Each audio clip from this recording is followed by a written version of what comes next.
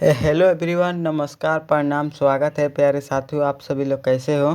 ज़रा कमेंट कर मेरे को बताइए आप सभी लोग कैसे हो। अच्छे हो ना तो कमेंट कीजिए। चलिए, आज का आप लोग का टॉपिक रहेगा 12 क्लास भूगोल यानी कि ज्योग्राफी का ऑब्जेक्टिव प्रश्न आप लोग के लिए ले आए हैं। इम्पोर्टेंट ज्योग्राफी का ऑब्जेक्टिव प्रश्न होगा, तो इसीलिए आज का क्लास शुरू से लेकर एंड तक ज़रूर देखिएगा एंड अपने दोस्तों में इस वीडियो को ज़रूर शेयर कर दीजिएगा कि आप सब दोस्तों को इस वीडियो को लाभ मिल सके। तो चलिए शुरू करते हैं पहले 9 प्रश्न पर।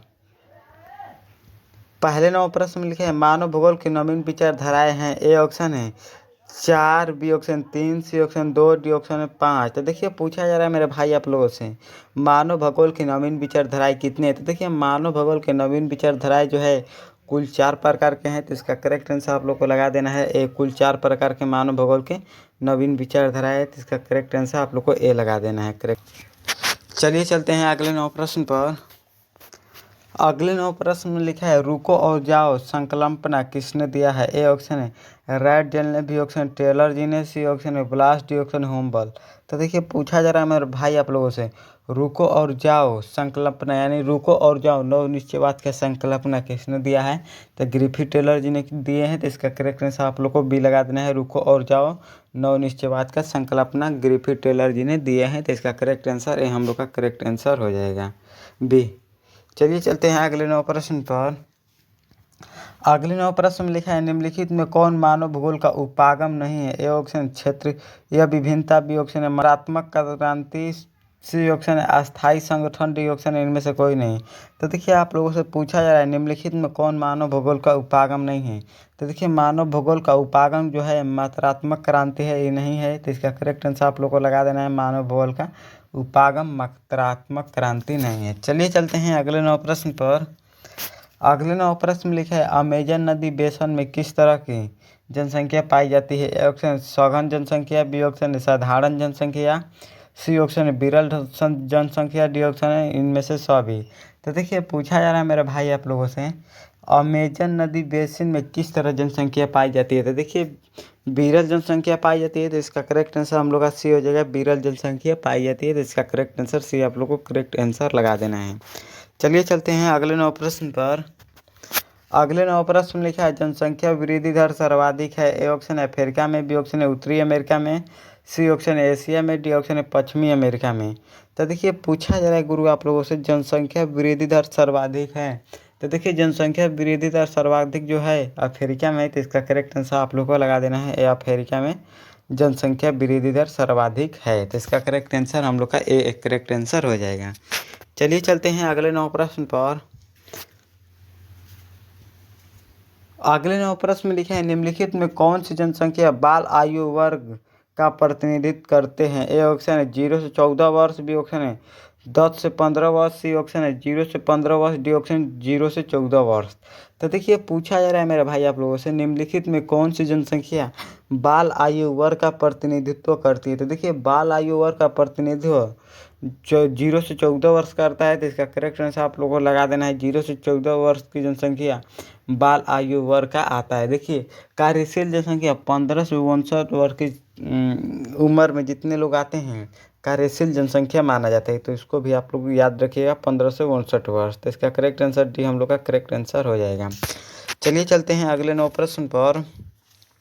अगले 9 प्रश्न में लिखा है मानव विकास सूचकांक का प्रतिपादन सर्वप्रथम किस वर्ष हुआ था। ए ऑप्शन है 1980 में, बी ऑप्शन है 1985 में, सी ऑप्शन है 1990 में, डी ऑप्शन है 1950 में। तो देखिए पूछा जा रहा है आप लोगों से मानव विकास सूचकांक का प्रतिपादन सर्वप्रथम किस वर्ष हुआ है। तो देखिए मानव विकास का प्रतिपादन सर्वप्रथम 1990 में हुआ था, जो महबूब उल हक जी ने दिए थे। तो इसका करेक्ट आंसर आप लोग को सी लगा देना है। मानव विकास सूचकांक का प्रतिपादन 1990 में महबूब उल हक जी ने दिए थे, तो इसका correct answer C correct answer हो जाएगा। चलिए चलते हैं अगले 9 प्रश्न पर। अगले 9 प्रश्न में लिखा है परिवहन संचार सेवा किस क्रियाकलाप के अंतर्गत आता है। ए ऑप्शन है प्राथमिक क्रियाकलाप के अंतर्गत, बी ऑप्शन द्वितीय क्रियाकलाप के अंतर्गत, सी ऑप्शन तृतीय क्रियाकलाप के अंतर्गत, डी ऑप्शन चतुर्थ क्रियाकलाप के अंतर्गत। तो देखिए पूछा जा रहा है आप लोगों से परिवहन संचार सेवा किस क्रियाकलाप के अंतर्गत आता है। तो देखिए तृतीय क्रियाकलाप के अंतर्गत आता है, तो इसका करेक्ट आंसर आप लोग को लगा देना है। तृतीय क्रियाकलाप के अंतर्गत परिवहन, संचार और सेवा आता है, तो इसका करेक्ट आंसर सी हम लोग का करेक्ट आंसर हो जाएगा। चलिए चलते हैं अगले 9 प्रश्न पर। अगले 9 प्रश्न में लिखा है, किस कृषि के अंतर्गत फसलों और पशुओं को समान महत्व दिया जाता है? ए ऑप्शन रोपण कृषि के अंतर्गत, बी ऑप्शन है डेयरी कृषि के अंतर्गत, सी ऑप्शन है मिश्रित कृषि के अंतर्गत, डी ऑप्शन शाकाहारी कृषि के अंतर्गत।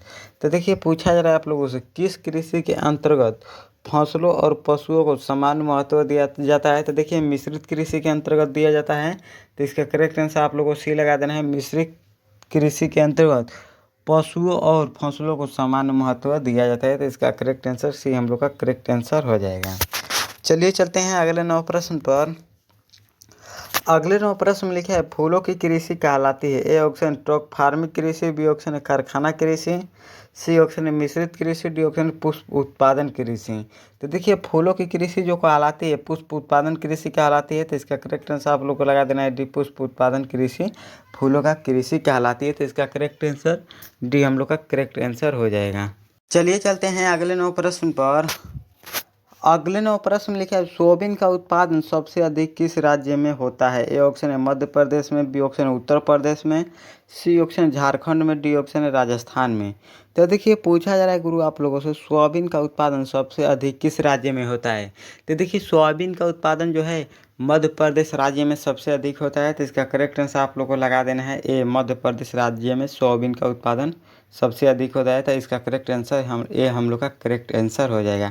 देखिए उत्तर प्रदेश राज्य में गेहूं का उत्पादन सबसे अधिक होता है, तो इसको भी आप लोग साथ में याद रखिएगा, उत्तर प्रदेश राज्य में गेहूं का उत्पादन सबसे अधिक होता है। चलिए चलते हैं अगले 9 प्रश्न पर। अगले 9 प्रश्न में लिखा है, निम्नलिखित में चाय कौन सा फसल है? ए ऑप्शन है रोपड़ फसल, बी ऑप्शन है बागाती फसल, सी ऑप्शन है मिश्रित कृषि, डी ऑप्शन है व्यावसायिक कृषि।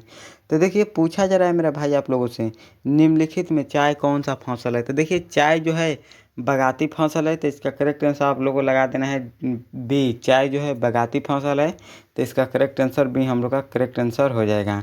देखिए पूछा जाए आप लोगों से कॉफ़ी जो है कौन सा फसल है? तो कॉफ़ी जो होगा रोपड़ फसल होगा, तो इसको भी आप लोग साथ में याद रखिएगा। चलिए चलते हैं अगले 9 प्रश्न पर। अगले 9 प्रश्न में लिखा है, निम्नलिखित में कौन खाद्यान्न फसल है? ए ऑप्शन है गन्ना, बी ऑप्शन है कॉफ़ी, सी ऑप्शन है मक्का, डी ऑप्शन है चुकंदर। तो देखिए आप लोगों से पूछा जा रहा है निम्नलिखित में कौन खाद्यान्न फसल है, तो इसका जवाब आप लोग को कमेंट में बताना है। खाद्यान्न फसल कौन सा है? तो देखिए खाद्यान्न फसल जो है मक्का है, तो इसका करेक्ट आंसर आप लोगों को सी लगा देना है। मक्का जो है खाद्यान्न फसल है, तो इसका करेक्ट आंसर सी हम लोग का करेक्ट आंसर हो जाएगा। चलिए चलते हैं अगले 9 प्रश्न पर। अगले 9 प्रश्न में लिखा है, तालाबों द्वारा सबसे अधिक सिंचित किस राज्य में होता है? ए ऑप्शन है तमिलनाडु में, बी ऑप्शन है आंध्र प्रदेश में, सी ऑप्शन है महाराष्ट्र में, डी ऑप्शन है छत्तीसगढ़ में। तो देखिए पूछा जा रहा है मेरा भाई आप लोगों से, तालाबों द्वारा सबसे अधिक कृषि किस राज्य में होता है? तो तालाबों द्वारा सबसे अधिक आंध्र प्रदेश राज्य में होता है, तो इसका करेक्ट आंसर हम लोग का हो जाएगा बी, आंध्र प्रदेश राज्य में तालाबों द्वारा सिंचित सबसे अधिक होता है, तो इसका करेक्ट आंसर बी हम लोग का करेक्ट आंसर हो जाएगा। चलिए चलते हैं अगले 9 प्रश्न पर।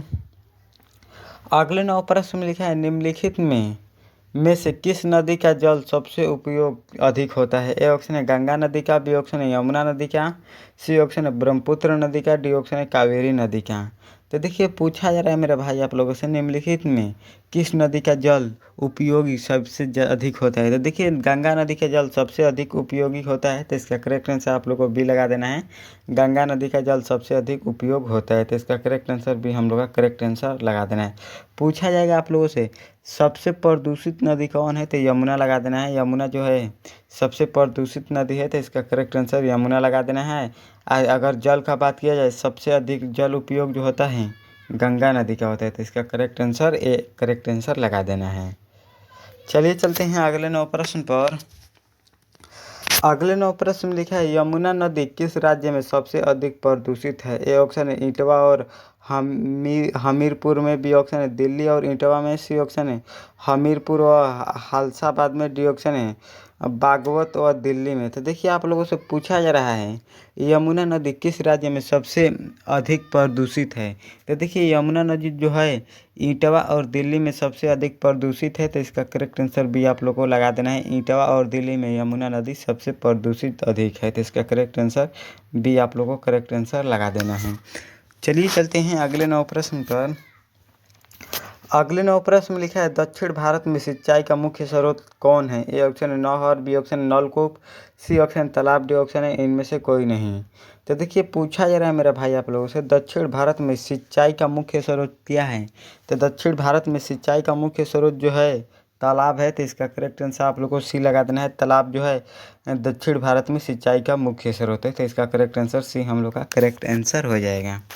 चलिए चलते हैं अगले 9 प्रश्न पर।